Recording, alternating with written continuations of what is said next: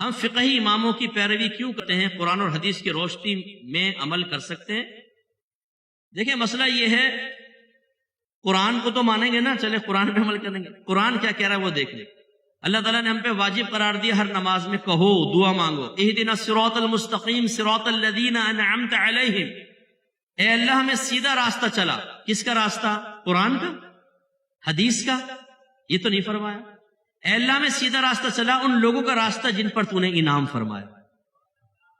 اس کا مطلب اللہ کے انعام یافتہ بندوں کا راستہ ہی قرآن و حدیث کا راستہ۔ پوری امت متفق ہے کہ 4 امام گزرے، امام اعظم ابو حنیفہ، امام شافعی، امام مالک، امام احمد بن حنبل، انہوں نے قرآن اور حدیث سے مسائل نکالنے کے اصول بنائے اور پھر قرآن و حدیث سے مسائل نکالے، اور ان کے شاگردوں نے ان مسائلوں کو کتابوں میں لکھا اور آسان کر کے عوام کے سامنے پیش کر دیا۔ اگر کوئی یہ دعویٰ کرتا ہے کہ ہم فقہ کو نہیں مانتے، ان 4 اماموں کو قرآن حدیث سے کرو، میں ایک طالب علم کی حیثیت سے عرض کرتا ہوں، اسے میرے سامنے لے آئیے گا، میں اس سے 6 کویسچن کرتا ہوں، کوئی بڑی بات تو نہیں ہے نا، کہتا ہوں جا بھی ڈھونڈ کے بتا دے، قرآن حدیث سے ڈھونڈ کے بتا دے، فقیر کا نام بدل دیجیے گا۔ بھائی اگر قرآن و حدیث سے سب کچھ حاصل ہوتا، اب آپ کی بیوی کہے بھئی کپڑے کیسے پاک کرنے، قرآن و حدیث سے تو بتاؤ ذرا، اب میں فقہ کی طرف نہیں جاؤں گی، آپ لے آئے پورا قرآن اور بخاری اور ترمذی سامنے رکھ لی، ڈھونڈتے رہے، 10 سال میں بھی نہیں نکلے گا۔ بندر کھانا حلال ہے کہ حرام؟ بتاؤ، قرآن و حدیث سے نکالو ذرا، ڈھونڈتے رہو۔ ٹیسٹ ٹیوب بیبی جائز ہے کہ ناجائز؟ قرآن و حدیث سے ڈھونڈتے رہے۔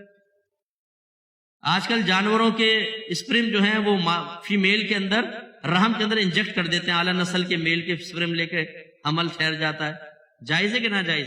بتاؤ، قرآن و حدیث سے نکالو۔ باتیں کرنا بڑا آسان ہے۔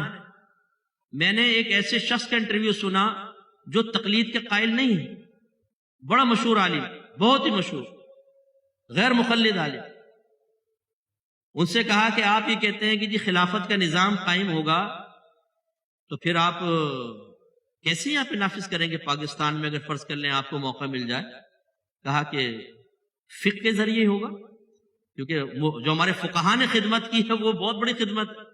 تو پوچھا کہ یہاں تو 5 قسم کے فقہ ہیں، 4 تو یہ بتائے میں نے، ایک فقہ جعفریہ، کون سا آپ نافذ کریں گے؟ کہا فقہ حنفی۔ غیر مقلد ہیں لیکن کیا کہہ رہے ہیں؟ فقہ حنفی، اس کے بغیر نہیں ہو سکتا، قوانین سب ہمارے فقہاء نے بنائے ہوئے ہیں۔ تو پھر ہوسٹ نے کہا کہ اگر فقہ حنفی نافذ ہوگا تو فقہ حنفی تو آپ کو نہ جمعہ پڑھانے دے گا، نہ آپ تفسیر قرآن بیان کر سکتے ہیں، کیونکہ آپ عالم نہیں ہیں، اور جو عالم نہیں ہوتا نہ وہ جمعہ پڑھا سکتا ہے اور نہ وہ قرآن پاک کی تفسیر بیان کر سکتا ہے، تو وہ عالم صاحب مبہوت ہو گئے۔ فقہ کے بغیر کچھ نہیں ہو سکتا میرے بچوں۔ ہم نے آپ کو کہا نا، چیلنج، اوپن چیلنج، کسی کو سامنے بٹھائے ہم 10 کویسچن کرتے، اب جب وہ قرآن و حدیث سے نہیں نکالے گا تو اپنے ذہن سے ہی بتائے گا، لازم بات ہے کہ بھئی ہاں قرآن و حدیث میں تو براہ راست نہیں ہے لیکن یہ حل ہونا چاہیے۔ اب ہم پوچھتے ہیں تمہاری مانے کہ نہ مانے، اور اگر تمہاری مان لے تو قرآن و حدیث سے ہٹ کر مانی کہ نہیں مانی؟ اب وہ بولے بھئی جب نہیں ہے تو ہماری مان ہی لو، جب تمہاری مان لیں یا امام اعظم کی مان لیں، یہ بتاؤ۔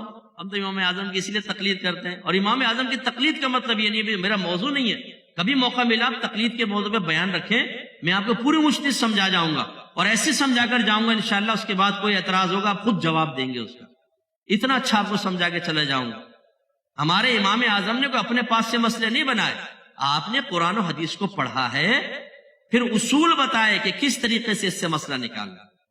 میں ایک مثال دے دیتا ہوں، اللہ نے عدت بیان کی، یتربصن بانفسہن 3 قروء، یہ مطلقہ عورتیں اپنے آپ کو 3 قروء تک روکے رکھیں۔ آپ ڈکشنری کھولیں گے اس میں لکھا ہوگا قروء کا قروء قرعن کی جمع ہے، پھر آپ قرعن کا معنی دیکھیں گے، قرعن کا معنی ہے حیض اور پاکی کے دن دونوں کے، پاکی کے جو ایام آتے ہیں نا 2 حیضوں کے درمیان، اس کو طہر کہتے ہیں۔ قرعن کا مطلب حیض بھی ہے طہر بھی، اور ایک دوسرے کی ضد ہیں۔ آپ بتائیں اب اللہ تعالیٰ طہر فرما رہا ہے کہ حیض فرما رہا ہے؟ بتاؤ۔ امام اعظم نے اپنے دلائل سے یہاں حیض مراد لیا، امام شافعی نے اپنے دلائل سے طہر مراد لی۔ امام اعظم فرماتے ہیں امام کے پیچھے سورہ فاتحہ نہیں پڑھ سکتے، آپ خاموش رہیں گے، کیونکہ اللہ نے فرمایا جب قرآن پڑھا جائے تو بالکل خاموش رہو۔ امام شافعی رحمۃ اللہ علیہ فرماتے ہیں کہ امام کے پیچھے سورہ فاتحہ پڑھنا فرض ہے۔ امام اعظم منع کر رہے ہیں، وہ فرض، ان کے اپنے دلائل ہیں، ان کے پاس اپنے دلائل ہیں۔ دلائل ٹکرانے والے ہوتے ہیں، پھر وہ امام حضرات جو ہیں فیصلہ کرتے ہیں کہ ہمیں کون سا مسئلہ اخذ کرنا ہے اور عوام تک پہنچانا ہے. لہٰذا امام کی پیروی کرنا بہت ضروری ہے، ورنہ وہی بات ہے کہ آپ قرآن حدیث کی طرف آئیں گے. آئیے پھر ہم بیٹھے ہیں نا آپ کے سامنے، طالب علم کی حیثیت سے کوئی تکبر غرور نہیں ہے. اگر آپ کہتے ہیں ہم فقہ کو نہیں مانتے تو قرآن حدیث کو تو مانو گے نا، پھر نکال کے بتاؤ مسئلہ.